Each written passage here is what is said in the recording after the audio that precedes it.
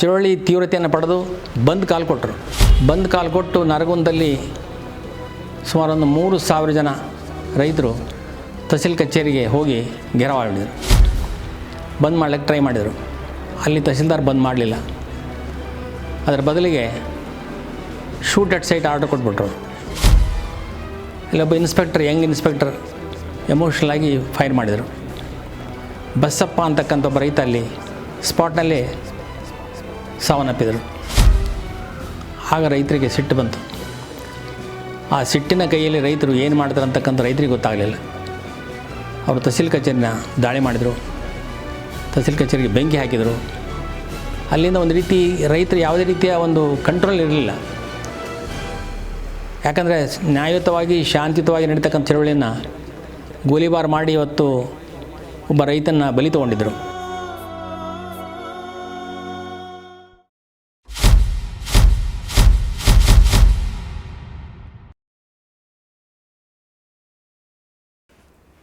ಗೆಳೆಯರೆ, ಮುಂದಿನ 21-22ಕ್ಕೆ ನರಗುಂದ ರೈತ ಬಂಡಾಯದ ಒಂದು ದಿನಾಚರಣೆಯನ್ನು ನಮ್ಮ ರೈತ ಸಂಘಟನೆಗಳು ಮಾಡಲಿಕ್ಕೆ ಹೊರಟಿದ್ದಾವೆ.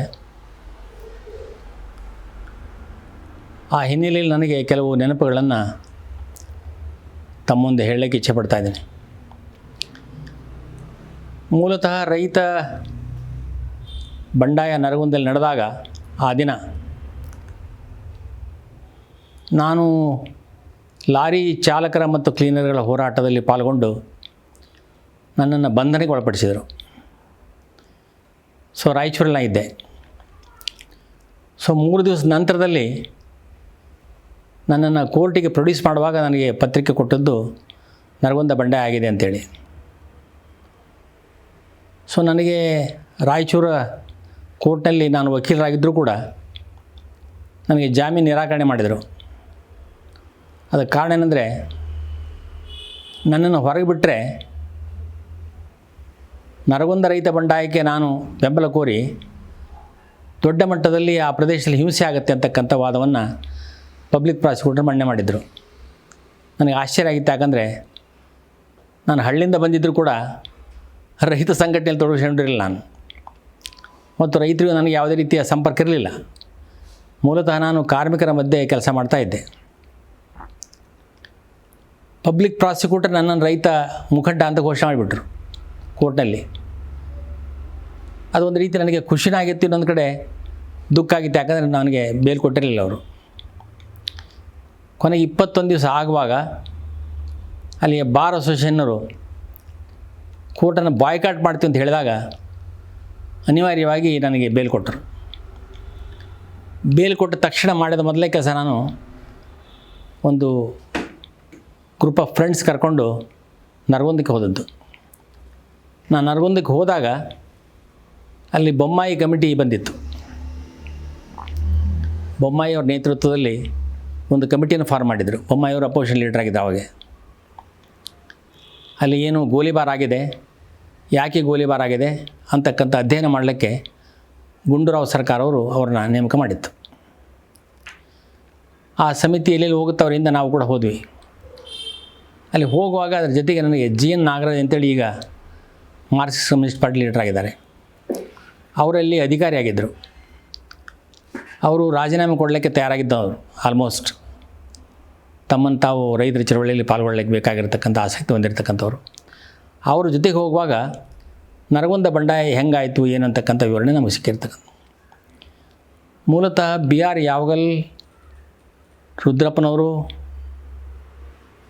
ಇನ್ನೂ ಕೆಲವು ಲೀಡರ್ಸ್ಗಳು ಸೇರಿಕೊಂಡು ಆ್ಯಕ್ಚುಲಿ ಅದನ್ನು ಪ್ರಾರಂಭ ಮಾಡಿರ್ತಕ್ಕಂಥದ್ದು. ಭಾಳ ಮುಖ್ಯವಾಗಿ ಬೆಟರ್ಮೆಂಟ್ ಟ್ಯಾಕ್ಸ್ ಸಂಬಂಧಪಟ್ಟಂಗೆ ಇತ್ತಲ್ಲಿ. ನೋಡಿ, ಬೆಟರ್ಮೆಂಟ್ ಟ್ಯಾಕ್ಸ್ ಅಂತಕ್ಕಂಥದ್ದು ಅಭಿವೃದ್ಧಿ ಕರ. ನಾವು ನೀರಾವರಿ ಯೋಜನೆಗೆ ಬಂಡವಾಳವನ್ನು ಹಾಕಿದ್ದೇವೆ ಸರ್ಕಾರ. ನಿಮಗೆ ನೀರಾವರಿ ಬಂದಿದೆ, ನಿಮ್ಮ ಭೂಮಿಗೆ, ನಿಮ್ಮ ಕೃಷಿ ಭೂಮಿಯಲ್ಲಿ ಅಭಿವೃದ್ಧಿ ಆಗಿದೆ. ಆ ಹಿನ್ನೆಲೆಯಲ್ಲಿ ನೀವು ಅದಕ್ಕೆ ತೆರಿಗೆ ಕೊಡಬೇಕು, ವಿಶೇಷ ತೆರಿಗೆ ಕೊಡಬೇಕು ಅಂತಕ್ಕಂಥ ನಮ್ಮದೇ ತೆರಿಗೆ ಹಣ ತೊಗೊಂಡು ಸರ್ಕಾರ ನಮ್ಮದೇ ಬಂಡವಾಳ ತೊಗೊಂಡು ವಾಪಸ್ ನಮಗೆ ಹಾಕಿ ಅದರ ಮೇಲೆ ಮತ್ತೆ ಅಭಿವೃದ್ಧಿ ಕರ ಹಾಕ್ಲಿಕ್ಕೆ ಹೊರಟಿತ್ತು. ಅದರ ವಿರುದ್ಧ ಪ್ರತಿಭಟನೆ ಸ್ಟಾರ್ಟ್ ಆಗಿತ್ತು. ಈ ಪ್ರತಿಭಟನೆಯನ್ನು ಒಂದು ಸ್ಥಳೀಯವಾಗಿರ್ತಕ್ಕಂಥ ಬೆಟರ್ಮೆಂಟಿಗೆ ಸೀಮಿತವಾಗಿ ನೋಡ್ತಕ್ಕಂಥ ಚಳವಳಿ ಅಲ್ಲ, ಅದು ಭಾಳ ಇಂಪಾರ್ಟೆಂಟ್ ಆಗಿದೆ. ಇದು ಹಸಿರು ಕ್ರಾಂತಿಯ ಒಂದು ಪ್ರಭಾವದ ಆಧಾರದಲ್ಲಿ ಬಂದಿರತಕ್ಕಂಥ ಒಂದು ಚಳವಳಿ. ಇದು ಹಸಿರು ಕ್ರಾಂತಿ ಬಂದಿರತಕ್ಕಂಥದ್ದು ದೇಶಕ್ಕೆ ಆಹಾರ ಭದ್ರತೆಯನ್ನು ಕೊಡಬೇಕು ಅಂತಕ್ಕಂಥ ಉದ್ದೇಶದಿಂದ ಬಂದಿರತಕ್ಕಂಥದ್ದು. ಆದರೆ ನೀರಾವರಿ ಯೋಜನೆಗಳನ್ನು ಕೊಟ್ಟು ಹೊಸ ಹೈಬ್ರಿಡ್ ತಳಿಗಳನ್ನ ಇಂಟ್ರೊಡ್ಯೂಸ್ ಮಾಡಿ, ಫರ್ಟಿಲೈಸರ್ ಪೆಸ್ಟಿಸೈಡ್ಸ್ಗಳನ್ನ ಇಂಟ್ರೊಡ್ಯೂಸ್ ಮಾಡಿ, ದೊಡ್ಡ ರೀತಿಯಲ್ಲಿ ಸಾಲಗಳನ್ನು ಕೊಟ್ಟು ರೈತರಿಗೆ ಹೊಸ ರೀತಿಯ ತಂತ್ರಜ್ಞಾನವನ್ನು ಕೊಡೋದ್ರ ಮುಖಾಂತರ ಇನ್ನು ಕೃಷಿಯಲ್ಲಿ ಒಂದು ಹೊಸ ರೀತಿಯ ಕ್ರಾಂತಿಯನ್ನು ಸ್ಟಾರ್ಟ್ ಮಾಡಿದ್ದಾರೆ. ಹಸಿರು ಕ್ರಾಂತಿ ಅಂತ ಹೇಳ್ತಾರೆ ಅವರು. ಆ ಹಸಿರು ಕ್ರಾಂತಿ ಪ್ರಾರಂಭ ಮಾಡಿರ್ತಕ್ಕಂಥದ್ದು ಒಂದು ರೀತಿಯಿಂದ ಕೆಲವು ಅನುಕೂಲಗಳು ಬಂದಿರ್ಬೋದು, ಇಲ್ಲ ಅಂತಲ್ಲ. ಉದಾಹರಣೆ ನೀರಾವರಿ ಯೋಜನೆಗಳು ಬಂದಿರತಕ್ಕಂಥದ್ದು, ಸಾಲ ಕೊಡ್ತಕ್ಕಂಥ ಒಂದು ಪರಿಸ್ಥಿತಿ ಏನಿರಲಿಲ್ಲ ಮೊದಲು ಬಂದಿರತಕ್ಕಂಥದ್ದು, ಅದೆಲ್ಲ ಸರಿ. ಆದರೆ ಭಾಳ ಇಂಪಾರ್ಟೆಂಟ್ ವಿಷಯ ಅದರ ಹಿಂದೆ ಅಡಗಿರ್ತಕ್ಕಂಥದ್ದು ಏನಿದೆ, ಭಾರತೀಯ ಬಂಡವಾಳಗಾರರು, ಕಾರ್ಪೊರೇಟ್ ಕಂಪನಿಗಳಿಂದ ಅವರು ತಮ್ಮ ಗ್ರಾಹಕ ವಸ್ತುಗಳನ್ನು ಮಾರಾಟ ಮಾಡ್ತಕ್ಕಂಥದ್ದು ಸೀಮಿತವಾಗಿ ನಗರ ಪ್ರದೇಶಗಳಿಗೆ ಮಾತ್ರ ಇತ್ತು. ಅವರ ಬೆಳವಣಿಗೆ ಅಷ್ಟು ದೊಡ್ಡ ಮಟ್ಟದಲ್ಲಿ ಇರಲಿಲ್ಲ. ಹಸಿರು ಕ್ರಾಂತಿ ಪ್ರಾರಂಭ ಆದ ಮೇಲೆ ಕಾರ್ಪೊರೇಟ್ ಕಂಪನಿಗಳು ತಮ್ಮ ಉತ್ಪಾದನೆಗಳನ್ನು ಗ್ರಾಮೀಣ ಪ್ರದೇಶದಲ್ಲಿ ಮಾರಾಟ ಮಾಡೋಕ್ಕೆ ಶುರು ಮಾಡಿದರು.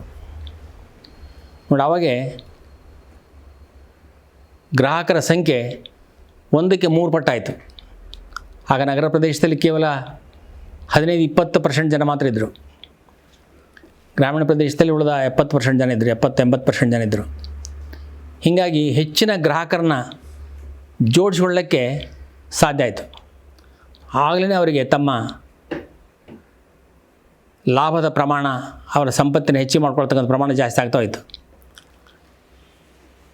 ಆ ಹಿನ್ನೆಲೆಯಲ್ಲಿ ಮಲಪ್ರಭಾ ರೈತ ಚಳವಳಿ ಬಂದಿರತಕ್ಕಂಥದ್ದು, ರೈತರಿಗೆ ಸಾಲ ಕೊಟ್ಟರು, ಬೀಜ ಕೊಟ್ಟರು, ದೊಡ್ಡ ರೈತರು ಬೆಳೆದರು. ಬೆಳೆದ ಮೇಲೆ ಹತ್ತಿಗೆ ಲಾಭದಾಯಕ ಬೆಲೆ ಕೊಡಲಿಲ್ಲ. ಕಾಂಗ್ರೆಸ್ ಹುಲ್ಲು ದೊಡ್ಡ ಪ್ರಮಾಣದಲ್ಲಿ ಬಂದುಬಿಟ್ಟಿತ್ತು. ಅದು ಎಲ್ಲಿಂದೋ ಅಮೇರಿಕಾದ ಬಂದಿರಂತ ಹೇಳ್ತಾರೆ. ಅದು ವ್ಯಾಪಕವಾಗಿ ಹತ್ತಿಗಿಂತ ಜಾಸ್ತಿ ಹುಲ್ಲೇ ಬೆಳೆದುಬಿಟ್ಟಿತ್ತು. ಒಂದು ಕಡೆ ಬೆಳೆ ಬರಲಿಲ್ಲ, ಕೈಗೆ ಬಂದಿರತಕ್ಕಂಥ ಬೆಳೆಗೂ ಕೂಡ ಲಾಭದಾಯಕವಾಗಿರ್ತಕ್ಕಂಥ ಬೆಲೆ ಕೊಡಲಿಲ್ಲ. ಆಗ ರೈತರು ಸಾಲದಲ್ಲಿ ಸಿಕ್ಕಾಕೊಂಡ್ರು. ಸಾಲ ವಸೂಲಿ ಬ್ಯಾಂಕ್ಗಳು ಬರೋಕ್ಕೆ ಶುರು ಆದವು. ಆಗ ಬೆಟರ್ಮೆಂಟ್ ಟ್ಯಾಕ್ಸನ್ನು ಮನ್ನಾ ಮಾಡಬೇಕು, ಸಾಲ ಮನ್ನಾ ಮಾಡಬೇಕು ಅಂತಕ್ಕಂಥ ಬೇಡಿಕೆ ಇಟ್ಕೊಂಡು 16-18 ಜನ ರೈತ ಮುಖಂಡರು ಅಲ್ಲಲ್ಲೇ ಸ್ಟಾರ್ಟ್ ಮಾಡಿದರು. ಆಗ ಹಳಕಟ್ಟಿ ಅವರು students federation of India leader ಆಗಿದ್ದರು. ಅವರು ಮಾರ್ಕ್ಸ್ವಾದವನ್ನು ಅಧ್ಯಯನ ಮಾಡ್ತಾಯಿದ್ರು. ಒಬ್ಬ ಫಿಲಾಸಫಿ ಸ್ಟೂಡೆಂಟ್ ಆಗಿದ್ದರು ಅವರು. ಅವರ ಸಂಪರ್ಕಕ್ಕೆ ಬಂದು ಅವರು ಈ ಎಲ್ಲ ಒಂದು ಗುಂಪನ್ನು ಒಂದು ಕಡೆ ಸೇರಿಸಿ ಅದಕ್ಕೊಂದು ಸಂಘಟನಾತ್ಮಕ ರೂಪವನ್ನು ಕೊಟ್ಟರು. ರೂಪ ಕೊಟ್ಟು ಇದನ್ನು ಏಕಕಾಲದಲ್ಲಿ ನಾವು ಎಲ್ಲ ಕಡೆ ಪ್ರಾರಂಭ ಮಾಡಬೇಕು ಅಂತಕ್ಕಂಥ ಕರೆಯನ್ನು ಕೊಟ್ಟರು. ಆವಾಗಲೇ ಮಲಪ್ರಭಾ ಹೋರಾಟ ಸಮನ್ವಯ ಸಮಿತಿ ಅಂತ ಫಾರ್ಮೇಷನ್ ಆಗಿದೆ. ಹಾಗೆ ಒಂದು 18 ಜನ ಬಹುಶಃ ಅಂತ ಕಾಣುತ್ತೆ ಪ್ರಮುಖ ಲೀಡರ್ಸ್ಗಳು. ಅದರಲ್ಲಿ ಐಡಿಯಾಲಜಿಕಲಿ ಸ್ವಲ್ಪ ಸೌಂಡ್ ಆಗಿರ್ತಕ್ಕಂಥವ್ರು ವಿ.ಎನ್. ಹಳಕಟ್ಟಿಯವರು. ಉಳಿದವರು ಹೋರಾಟಗಾರರು. ಅವರು ಕರ್ನಾಟಕ ಪ್ರಾಂತೀಯ ಸಂಘಟನೆ ಮುಂದೆ ಲೀಡರ್ ಆಗ್ತಾರೆ. ಯಾರು? ವಿ.ಎನ್. ಹಳಕಟ್ಟಿಯವರು. ಭಾರತದಲ್ಲಿ ಇರ್ತಕ್ಕಂಥ ಆಹಾರದ ಏನು ಪದ್ಧತಿ ಇದೆ, ಬೆಳೀತಕ್ಕಂಥ ಪದ್ಧತಿ ಇದೆ, ಆ ಪದ್ಧತಿಯನ್ನು ಬದಲಾವಣೆ ಮಾಡಿ ಕಾಂಟ್ರಾಕ್ಟ್ ಸಿಸ್ಟಮ್ ತರಕೊಂಡು ಹೊರಟಿರ್ತಕ್ಕಂಥ ಆ ಉದ್ದೇಶನೇ. ಕಾಂಟ್ರಾಕ್ಟ್ ಫಾರ್ಮಿಂಗ್ ಮಾಡಿ ರೈತರ ಉದ್ಧಾರ ಮಾಡಲಿಕ್ಕೆ ಕಾಂಟ್ರಾಕ್ಟ್ ಫಾರ್ಮಿಂಗ್ ಅಲ್ಲದು. ಅವರಿಗೆ ಬೇಕಾಗಿರ್ತಕ್ಕಂಥ ಎಕ್ಸ್ಪೋರ್ಟ್ ಮಾರ್ಕೆಟಿಗೆ ಬೇಕಾಗಿರ್ತಕ್ಕಂಥ ಪದಾರ್ಥಗಳನ್ನು ಉತ್ಪಾದನೆ ಮಾಡಲಿಕ್ಕೆ ಬೇಕಾಗಿರ್ತಕ್ಕಂಥ ಒಂದು ವ್ಯವಸ್ಥೆ. ಎರಡನೇದು, ಅತ್ಯಾಧುನಿಕವಾಗಿರ್ತಕ್ಕಂಥ ಕೃಷಿ ಪದ್ಧತಿನ ಅಳವಡಿಸಬೇಕು ಅಂತಕ್ಕಂಥ ಎರಡನೇದು. ಎರಡೂ ರೀತಿ ಮಾಡುವಾಗ ಅವರಿಗೆ 3 ಥರ ಲಾಭ ಆಗುತ್ತೆ. ಒಂದು, ಆಹಾರ ಧಾನ್ಯವನ್ನು ಇಂಪೋರ್ಟ್ ಮಾಡಿಕೊಂಡು ಮಾರಾಟ ಮಾಡುವ ಲಾಭ ಆಗ್ತದೆ. ಇಲ್ಲಿ ವಿದೇಶಕ್ಕೆ ಬೇಕಾಗಿರ್ತಕ್ಕಂಥ ಪದಾರ್ಥಗಳ ಉತ್ಪಾದನೆ ಮಾಡುವಾಗ ಅದನ್ನು ಎಕ್ಸ್ಪೋರ್ಟ್ ಮಾಡುವ ಲಾಭ ಆಗ್ತದೆ.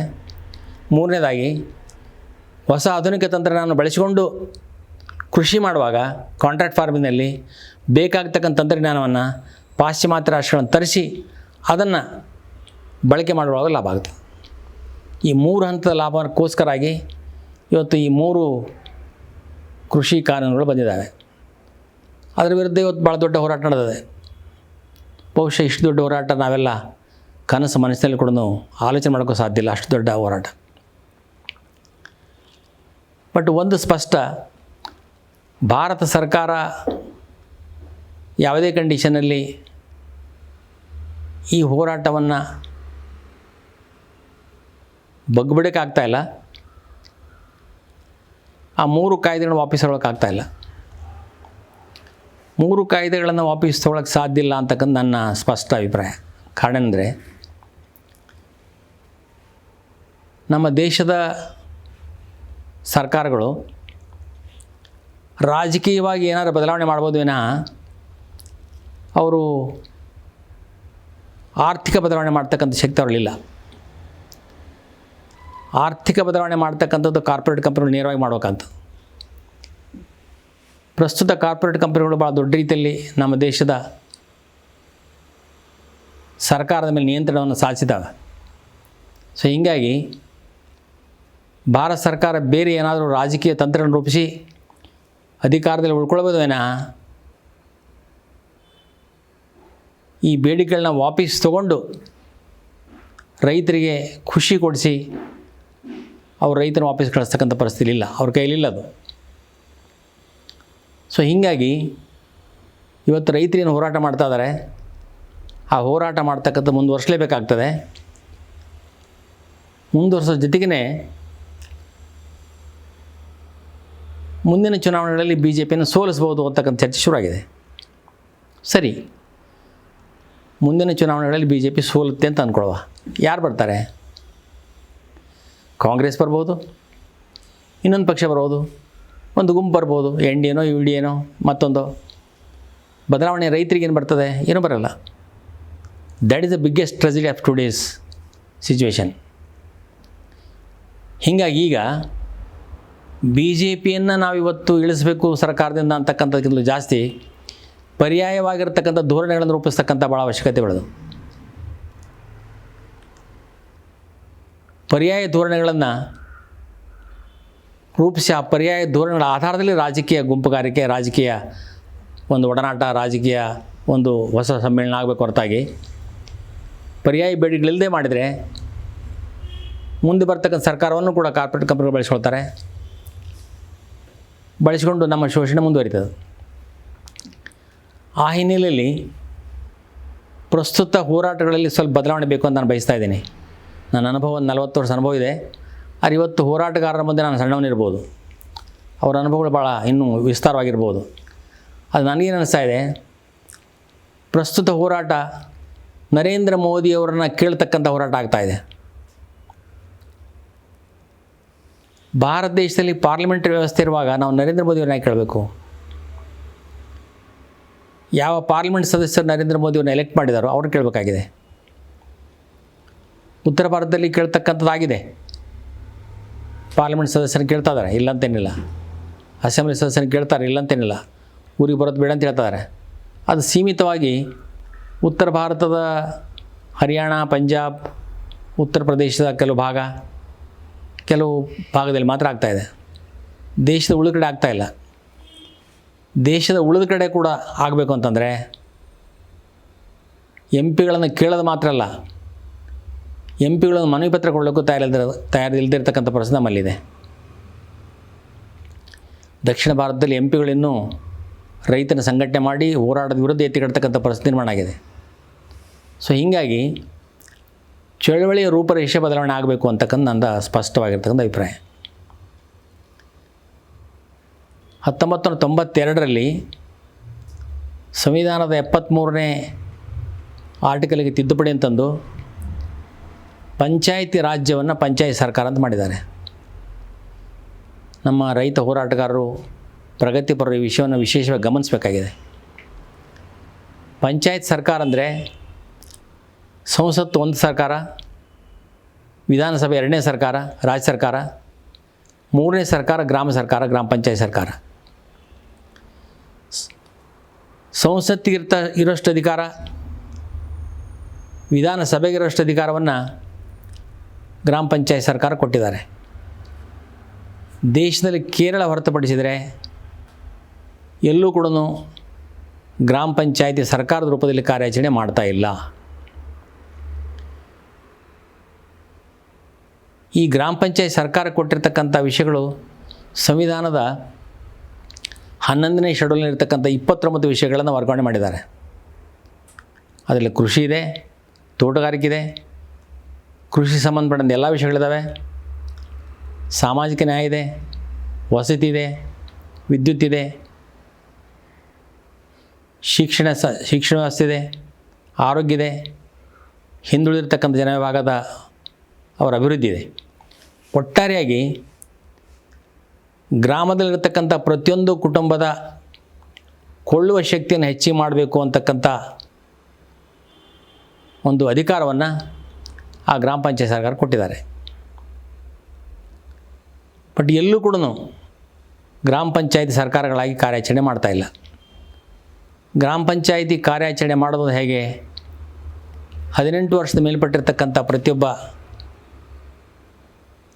ಮತದಾರರು ಒಂದು ಗ್ರಾಮದಲ್ಲಿ ಸೇರೋದಕ್ಕೆ ಗ್ರಾಮ ಸಂಸತ್ ಅಥವಾ ಗ್ರಾಮ ಸಭೆ ಅಂತ ಹೇಳ್ತಾರೆ, ವಾರ್ಡ್ ಸಭೆ ಅಂತ ಹೇಳ್ತಾರೆ.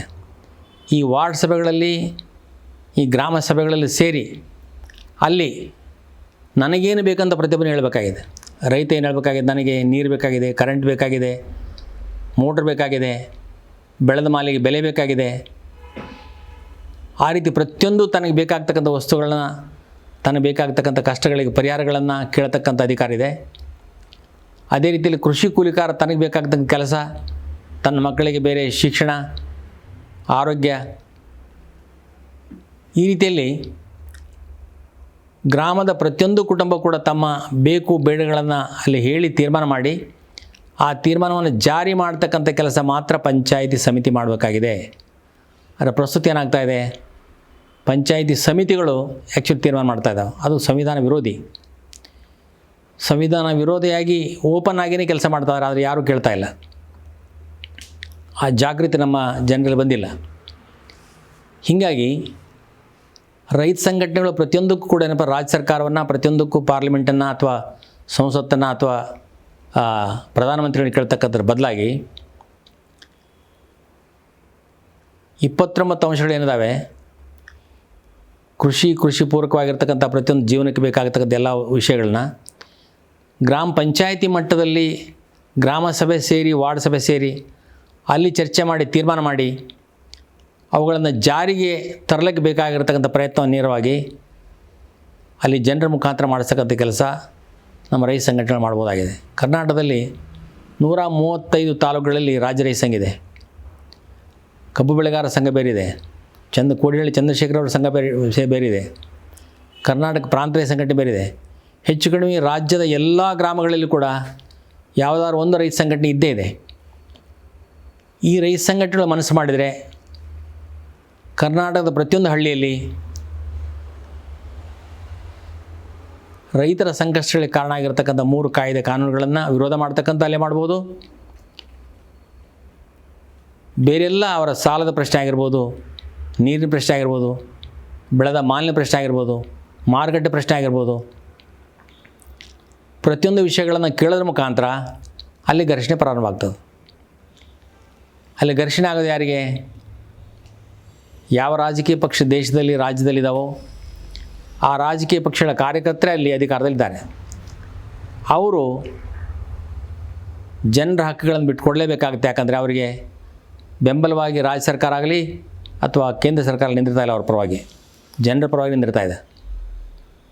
ಜನವಿರೋಧಿಯಾಗಿರ್ತಕ್ಕಂಥ ಎಷ್ಟೇ ನೀತಿಗಳನ್ನು ಕೇಂದ್ರ ಸರ್ಕಾರ ಅಳವಡಿಸಿದ್ರೂ ಕೂಡ, ರಾಜ್ಯ ಸರ್ಕಾರ ಅಳವಡಿಸಿದ್ರೂ ಕೂಡ, ಆದರೆ ಸಂವಿಧಾನದ 73ನೇ ತಿದ್ದುಪಡಿಗೆ ಸಂಬಂಧಪಟ್ಟಂಗೆ ಭಾಳ ಗಂಭೀರವಾಗಿ ಆಚರಣೆಯಲ್ಲಿ ಬರಬೇಕು, ಜನರ ಹಕ್ಕುಗಳು ಕಾರ್ಯಾಚರಣೆಗೆ ಬರಬೇಕು ಅಂತಕ್ಕಂಥ ಒಂದು ಪ್ರಯತ್ನವನ್ನು ರಾಜ್ಯ ಸರ್ಕಾರ ಕೂಡ ಮಾಡ್ತಾಯಿದೆ. ಅಬ್ದುಲ್ ನಜೀರ್ ಸಾಬ್ ಗ್ರಾಮೀಣಾಭಿವೃದ್ಧಿ ಸಂಸ್ಥೆ ಕೂಡ ಭಾಳ ಚೆನ್ನಾಗಿ ಕೆಲಸ ಮಾಡ್ತಾಯಿದೆ. ಆ ಹಿನ್ನೆಲೆಯಲ್ಲಿ ದೇಶದ ಹೋರಾಟ ಇವತ್ತೇ ನಡೆದ ಹೋರಾಟಕ್ಕೆ ನಾವು ಪೂರಕವಾಗಿ ಗ್ರಾಮ ಮಟ್ಟದಲ್ಲಿ ಹೋರಾಟ ಪ್ರಾರಂಭ ಮಾಡಬೇಕಾಗಿದೆ. ನಾವು ಗ್ರಾಮ ಮಟ್ಟದ ಹೋರಾಟವನ್ನು ಮಾಡುವಾಗ ನೈಜ ಒಂದು ಸಂಘರ್ಷ ಪ್ರಾರಂಭ ಆಗ್ತದೆ. ನಮ್ಮ ಹಕ್ಕುಗಳಿಗೆ ಕೇಳಬೇಕು ಅಂತಕ್ಕಂಥ ಒಂದು ಆಸಕ್ತಿ ನಮ್ಮ ಗ್ರಾಮೀಣ ಪ್ರದೇಶ ಜನರ ಸಾಮಾನ್ಯರಲ್ಲಿ ಮೂಡ್ತದೆ. ಸೊ ಇದರಿಂದಾಗಿ ಕರ್ನಾಟಕ ಮತ್ತು ದಕ್ಷಿಣ ಭಾರತದ ರಾಜ್ಯಗಳಲ್ಲಿ ಪಂಚಾಯಿತಿ ರಾಜ್ ಚಳವಳಿ ಆಗಿ ಪರಿವರ್ತನೆ ಮಾಡಬೇಕಾಗಿದೆ. ನಾವು ಪ್ರತಿ ಗ್ರಾಮದಲ್ಲಿ ಗ್ರಾಮದ ರೈತರಿಗೆ ಏನು ಬೇಕು ಬೇಡಗಳಿದ್ದಾವೆ, ವಿಶೇಷವಾಗಿ ಈಗ ಕೊರೋನಾ ಸಂಕಷ್ಟ ಇದೆ, ಅವರಿಗೆ ವ್ಯಾಕ್ಸಿನ್ ಸಿಗ್ತಾ ಇಲ್ಲ, ಹಳ್ಳಿಗಳಲ್ಲಿ ಹಾಸ್ಪಿಟ್ಲ್ಗಳೇ ಇಲ್ಲ, ಇದ್ದಂಥ ಹಾಸ್ಪಿಟ್ಲ್ಗಳಲ್ಲಿ ವೈದ್ಯರಿಲ್ಲ.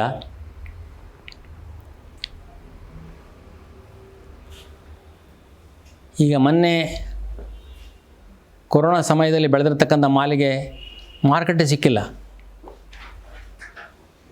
ಎಷ್ಟೋ ಕಡೆ ನಮ್ಮ ಕೋಲಾರ ರೈತರು, ಬೇರೆ ಬೇರೆ ರೈತರು ಟಮಾಟ, ಬೇರೆ ಬೇರೆ ತರಕಾರಿಗಳನ್ನು ಬೀದಿಯಲ್ಲಿ ತಂದು ಸುಡ್ತಾ ಇದ್ದಾರೆ, ಬಿಟ್ಟಾಕ್ತಾ ಇದ್ದಾರೆ. ಈ ಎಲ್ಲ ಸಮಸ್ಯೆಗಳಿಗೆ ಪರಿಹಾರಗಳಿದೆ ಅಂತಕ್ಕಂಥ ಬಹುಶಃ ನಮ್ಮ ರೈತ ಸಂಘದ ಲೀಡರ್ಸ್ಗಳು ಕೂಡ ಗಮನಿಸ್ತಾ ಇಲ್ಲ. ನಾನು ಭಾಳ ಬೇಸರದಿಂದ ಹೇಳಕ್ಕೆ ಇಚ್ಛೆಪಡ್ತೇನೆ. ಬದಲಾಗಿರ್ತಕ್ಕಂಥ ಕಾಲಘಟ್ಟದಲ್ಲಿ ನಮಗೆ ಸಿಕ್ಕಿರ್ತಕ್ಕಂಥ ಸಾಂವಿಧಾನಿಕ ಹಕ್ಕುಗಳನ್ನು ನಾವು ಬಳಸಿಕೊಳ್ಳೋದ್ರ ಮುಖಾಂತರ ಜನರ ಜಾಗೃತಿ ಮೂಡಿಸಲಿಕ್ಕೆ ಭಾಳಷ್ಟು ಅವಕಾಶಗಳು ನಿರ್ಮಾಣ ಆಗಿದ್ದಾವೆ.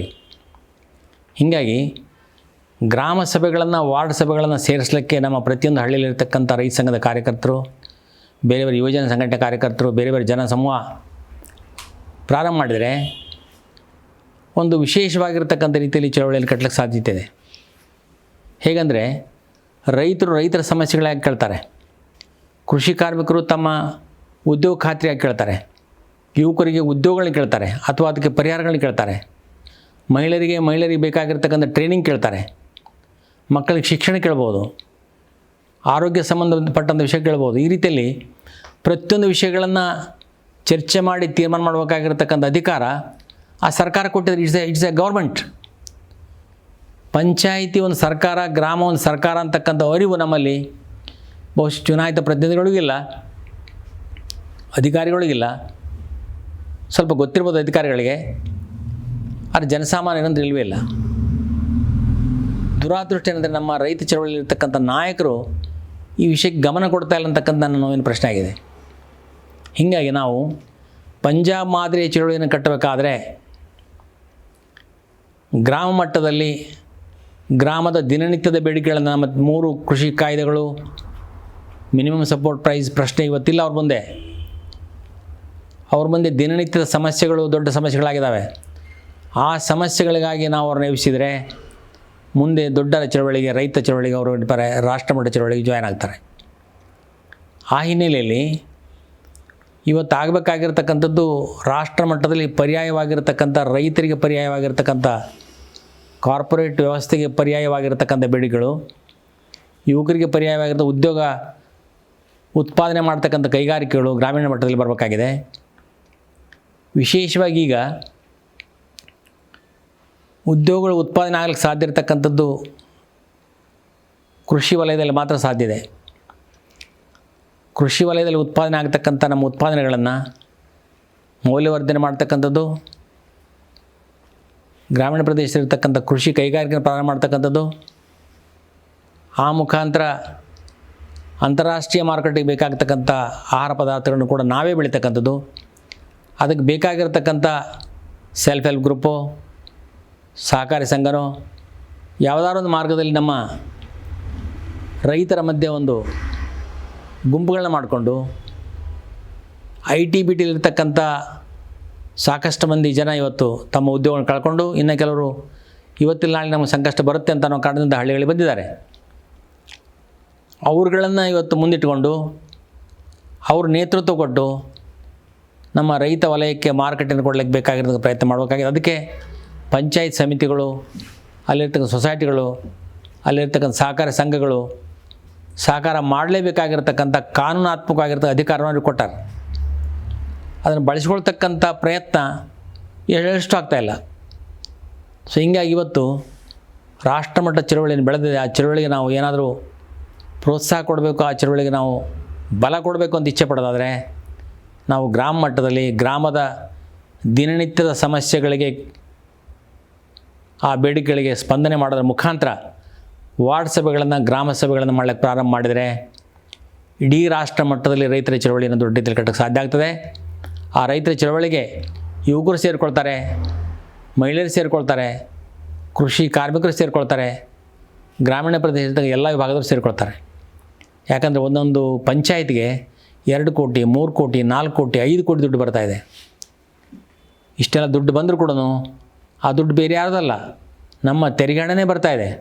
ಹಾಗೆ ನೋಡಿ ನಾವು ಕೊಡ್ತಕ್ಕಂಥ ತೆರಿಗೆ ಹಣ ಯಾವ ಪ್ರಮಾಣದಲ್ಲಿ ವಾಪಸ್ ನಮ್ಗೆ ಬರ್ಬೇಕಾಗಿದ್ದು ಬರ್ತಾಯಿಲ್ಲ. ಹೆಚ್ಚು ಪ್ರಮಾಣದ ಹಣ ಕಾರ್ಪೊರೇಟ್ ಕಂಪ್ನಿಗಳ ಇನ್ಫ್ರಾಸ್ಟ್ರಕ್ಚರ್ ಕೆಲಸ ಮಾಡ್ತದೆ, ಜಾಸ್ತಿ ಅಲ್ಲೇ ಬಳಕೆ ಮಾಡ್ಕೊಳ್ತಾರೆ. ಸ್ವಲ್ಪ ಪೋರ್ಷನ್ ಮಾತ್ರ ಬರ್ತಾಯಿದೆ. ಬಂದಂಥ ಹಣ ಕೂಡ ಅದು ನಮ್ಮ ರೈತರಿಗೆ ಮುಟ್ತಾಯಿಲ್ಲ, ನಮ್ಮ ಗ್ರಾಮೀಣ ಪ್ರದೇಶದ ಜನರಿಗೆ ಮುಟ್ತಾಯಿಲ್ಲ. ಅದರ ಬದಲಾಗಿ ಹೆಚ್ಚೇನಪ್ಪ ಅಂದರೆ ಚುನಾಯಿತ ಪ್ರತಿನಿಧಿಗಳು ಬಳಕೆ ಮಾಡ್ಕೊಳ್ತಾ ಇದ್ದಾರೆ, ಅಥವಾ ಬೇರೆ ಬೇರೆ ಕಾಂಟ್ರಾಕ್ಟರ್ ಬಳಕೆ ಮಾಡ್ಕೊಳ್ತಾರೆ, ಅಥವಾ ಅಧಿಕಾರಿ ನೌಕರರ ಬಳಕೆ ಮಾಡ್ಕೊಳ್ತಾರೆ. ಸೊ ಹೀಗಾಗಿ ರಾಜ್ಯ ಮಟ್ಟದಲ್ಲಿ ಅಧಿಕಾರಿಗಳು, ರಾಜ್ಯ ಮಟ್ಟದಲ್ಲಿ ಸರ್ಕಾರ ಈ ಬೆನಿಫಿಟ್ಸ್ ಜನರಿಗೆ ಸಿಗಬೇಕು ಅಂತಕ್ಕಂಥ ಆಶಯವನ್ನು ವ್ಯಕ್ತಪಡಿಸಿದ್ದು ಉಂಟು. ಆದರೆ ಆ ದುರ್ಬಳಕೆ ಆಗುವಾಗ ಅದನ್ನು ತಡೆಗಟ್ಟಲಿಕ್ಕೆ, ಅದನ್ನು ಬದಲಾವಣೆ ಮಾಡಲಿಕ್ಕೆ ಅವ್ರು ಪ್ರಯತ್ನ ಮಾಡಿಲ್ಲ. ಆದರೆ ನಾವು ಅದನ್ನು ಬಳಕೆ ಮಾಡ್ಕೊಳ್ಳೋಕ್ಕೆ ಬೇಕಾಗಿರೋದು ಪ್ರಯತ್ನ ಮಾಡಿದರೆ ದೊಡ್ಡ ರೀತಿಯಲ್ಲಿ ದೇಶದಲ್ಲಿ ಬದಲಾವಣೆ ತರಕ್ಕೆ ಸಾಧ್ಯತೆ ಇದೆ. BJP, ಕಾಂಗ್ರೆಸ್, ಬೇರೆ ಬೇರೆ ರಾಜಕೀಯ ಪಕ್ಷಗಳ ಇವತ್ತೇನು ಕಾರ್ಪೊರೇಟ್ ಪರವಾಗಿರ್ತಕ್ಕಂಥ ನೀತಿ ಇದೆ, ಈ ನೀತಿಗೆ ಪರ್ಯಾಯವಾಗಿರ್ತಕ್ಕಂಥ ನೀತಿಯನ್ನು ಕಟ್ಟಕ್ಕೆ ಸಾಧ್ಯ ಆಗ್ತಕ್ಕಂಥದ್ದು ಜನಸಾಮಾನ್ಯರು ಇಲ್ಲಿವರೆಗೆ ತಮ್ಮ ಹಕ್ಕುಗಳಿಗೆ ತಮ್ಮ ಚುನಾಯಿತ ಪ್ರತಿನಿಧಿಗಳಿಗೆ ಕೇಳೋಕ್ಕೆ ಸಾಧ್ಯ ಆಗಲ್ವೋ ಅಲ್ಲಿವರೆಗೆ ಅವ್ರಿಗೆ ಯಾರನ್ನು ಕೇಳಬೇಕು, ಯಾವುದಕ್ಕೆ ಕೇಳಬೇಕು, ಹೆಂಗೆ ಕೇಳಬೇಕು ಅಂತಕ್ಕಂಥ ಅರಿವು ಮೂಡೋಕ್ಕೆ ಸಾಧ್ಯ ಆಗಲ್ಲ. ಹೀಗಾಗಿ ನೇರವಾಗಿ ನಮ್ಮ MLAಗಳನ್ನು MP ಗಳನ್ನು ಅಕೌಂಟೇಬಲ್ ಆಗಿ ಮಾಡೋಕ್ಕಾಗಲ್ಲ. ಹೀಗಾಗಿ ಗ್ರಾಮ ಪಂಚಾಯತಿ ಸದಸ್ಯರನ್ನ ಅಕೌಂಟೇಬಲ್ ಆಗಿ ಮಾಡಬೇಕಾಗಿದೆ. ಆದರೆ ಉತ್ತರ ಭಾರತದಲ್ಲಿ ನೇರವಾಗಿ ಅಲ್ಲಿ MLAಗಳನ್ನು ಮತ್ತು MP ಗಳನ್ನ ಅಕೌಂಟೇಬಲ್ ಆಗಿ ಮಾಡ್ತಾ ಇದ್ದಾರೆ. ಇಡೀ ದೇಶದಲ್ಲಿ ನಮ್ಮ MLAಗಳು ಯಾಕೆ ಎಲೆಕ್ಟ್ ಆಗಿದ್ದಾರೆ, MP ಯಾಕೆ ಎಲೆಕ್ಟ್ ಆಗಿದ್ದಾರೆ, ಅವ್ರು ಏನು ಮಾಡಬೇಕಾಗಿದೆ ಅಂತ ಕೇಳ್ತಕ್ಕಂಥ ಪರಿಸ್ಥಿತಿ ನಿರ್ಮಾಣ ಆಗಬೇಕಾದ್ರೆ ಬಹುಸಂಖ್ಯಾತ ರಾಜ್ಯಗಳಲ್ಲಿ ಗ್ರಾಮ ಪಂಚಾಯತಿ ಮಟ್ಟದ ಚಳವಳಿ ಪ್ರಾರಂಭ ಆಗಬೇಕಾಗಿದೆ. ಆಗ ಮಾತ್ರನೇ ಈಗೇನು ದೇಶದಲ್ಲಿ ನಡೆದಿರ್ತಕ್ಕಂಥ ಚಳವಳಿಯನ್ನು ಯಶಸ್ವಿ ರೂಪದಲ್ಲಿ ರಾಜಕೀಯವಾಗಿ ಧೋರಣಾತ್ಮಕವಾಗಿ ಬದಲಾವಣೆ ತರಲಿಕ್ಕೆ ಬೇಕಾಗಿರೋದನ್ನು ದಿಕ್ಕಿಕೊಂಡಾಗ ಸಾಧ್ಯ ಆಗ್ತದೆ. ಇಲ್ಲದೋದಲ್ಲಿ ಹೋರಾಟ ನಾವು ಮಾಡ್ತೇವೆ, ರಾಜಕೀಯ ಪರಿವರ್ತನೆ ಆಗ್ತದೆ. ಕಾರ್ಪೊರೇಟ್ ಕಂಪ್ನಿಗಳ ಹಿತಾಸಕ್ತಿ ಮಾತ್ರ ಬದಲಾವಣೆ ಆಗಲ್ಲ, ಅವ್ರು ಹಾಗೇ ಮುಂದುವರಿತಾರೆ. ರಾಜಕೀಯ ಬದಲಾವಣೆ ಆಗ್ತದೆ. ಕೆಲವರು ಪ್ರಗತಿಪರ ಒಳಗಡೆ ಹೋಗ್ಬೋದು, ಕೆಲವರು ಪ್ರಗತಿಪರ ಒಳಗಡೆ ಹೋದ್ರೆ ಏನಾಗಲ್ಲ. ಮಾರ್ಕ್ಸಿಸ್ಟ್ ಕಮ್ಯುನಿಸ್ಟ್ ಪಾರ್ಟಿ, ಎಡಪಕ್ಷಗಳು, ಸಮಾಜವಾದಿಗಳು ಒಳಗಡೆ ಹೋಗಿ ಕೂಡ ಏನು ಮಾಡೋಕ್ಕಾಗಲಿಲ್ಲ. ಆ ಥರದ ವ್ಯವಸ್ಥೆ ಕಾರ್ಪೊರೇಟ್ ಕಂಪ್ನಿಗಳು ಮಾಡಿಟ್ಟಿದ್ದಾರೆ. ಆ ಹಿನ್ನೆಲೆಯಲ್ಲಿ ಈ ಪಂಚಾಯತ್ ರಾಜ್ ಚುನಾವಣೆ, ಪಂಚಾಯತ್ ರಾಜ್ ಚಳವಳಿಯನ್ನು ಭಾಳ ದೊಡ್ಡ ರೀತಿಯಲ್ಲಿ ಕಟ್ಟಲಿಕ್ಕೆ ಬೇಕಾಗಿರ್ತಕ್ಕಂಥ ಪ್ರಯತ್ನ ಎಲ್ಲ ಪ್ರಗತಿಪರರು, ರೈತ ಸಂಘಟನೆಗಳು ಮಾಡಿದರೆ ಮಾತ್ರ ಮುಂದಿನ ಬದಲಾವಣೆ ಮಾಡೋಕ್ಕೆ ಸಾಧ್ಯತೆ ಅಂತ ನನಗೆ ಅನ್ನಿಸ್ತಾ ಇದೆ.